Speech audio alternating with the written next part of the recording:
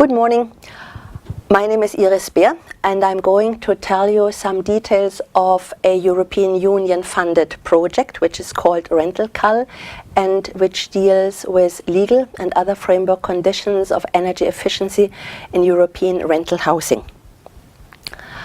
There are 5 main issues of this RentalCal project.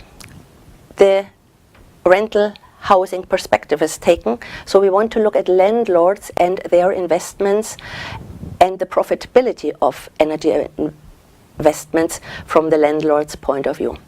What is needed is an increase of transparency of national investment conditions, which there are technical, legal, and this is what I'm going to tell you a little in a second, and financial conditions and barriers.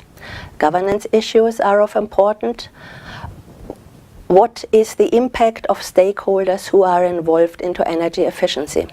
And last but not least, making the housing sector aware of the impact of green sustainable investments. Here you see the rental stock potentials for energy efficiency investment. Throughout the countries which participated in this RentalCal project, there is quite a large amount of rental housing stock useful for energy efficiency investments.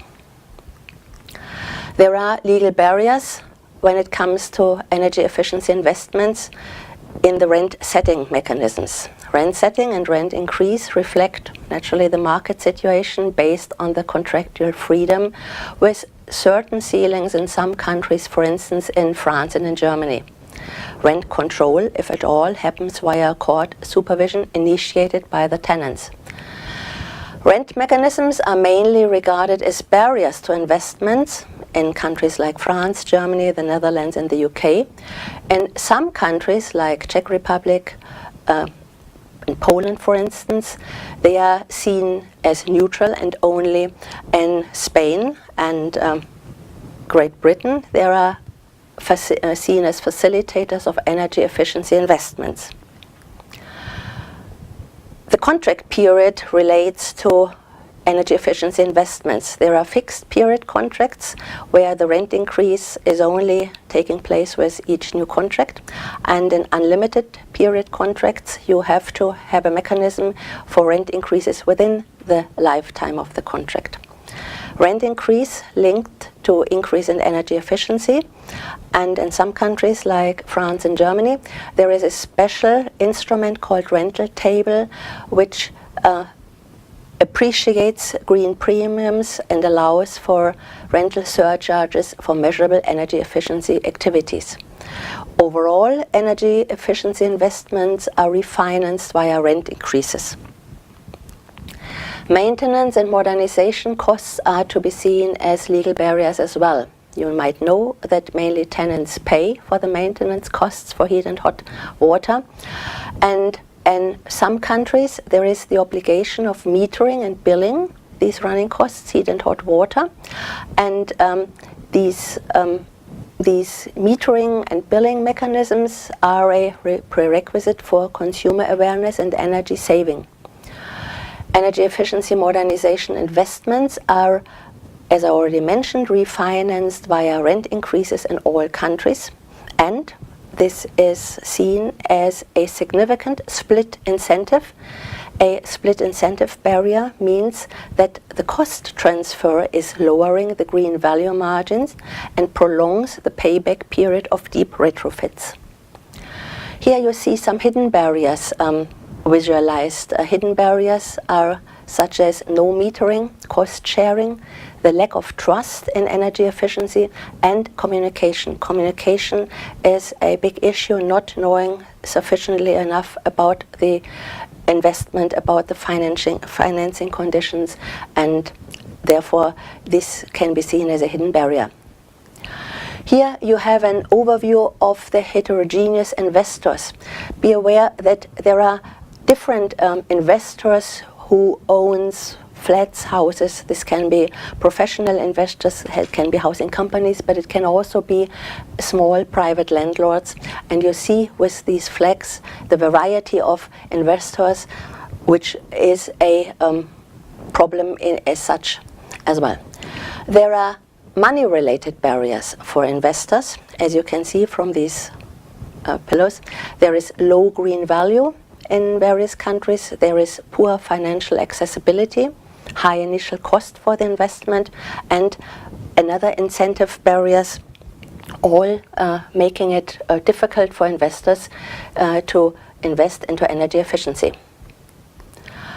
There are personal barriers for the investment. As I said before, informational deficits. They don't know exactly about financing programs. They don't know exactly about the status of the house, what has been already done. And high age of landlords is a barrier as well. We made some cross-country analysis, finding that the inability of green values to be fully capitalized into property value is noticeable in some countries. I mentioned before the informational barriers. They are consistently cited across all countries. There's one exception, Czech Republic. With the exception of France, there are high initial capital outlay, which form a significant barrier across the majority of the countries. Similarly, access to financial support mechanisms reduces the likelihood of energy efficiency take-up, and as you've seen from the picture, the population age makes it more difficult to invest and adapt to technological change. The demographic barriers and the limited spending ability of tenants is most prominent in Spain, the United Kingdom and Denmark. Low income as a barrier to invest in green initiatives as well is consistent across all the countries.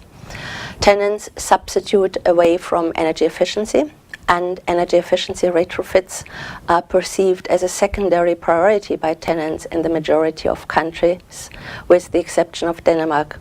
You see, tenants do not really appreciate green values, a reduction in energy costs. They appreciate other elements like a nice situation, a balcony. So energy efficiency still has to compete with other criteria, and therefore it is quite difficult to invest into energy efficiency. Low stable energy prices form another barrier for energy efficiency investments. Some policy recommendations to end with. A sound financial incentive would be likely to spark action. What can be seen from national findings in France and Germany. The structuring of green financial products and the demand of energy efficiency retrofits is likely to gain attraction if green values are capitalized into property value and improve the negative perception of green investments by reducing the uncertainty. And policies should be directed towards mandatory whole house retrofits affordable to all national income groups. This is what I wanted to tell you, and here at the last slide you see the consortium coming from 8 different countries, a number of universities. University of Alicante is with the program. This was the reason why we could introduce into this educational seminar this presentation of the RentalCal project. Thank you very much for your attention.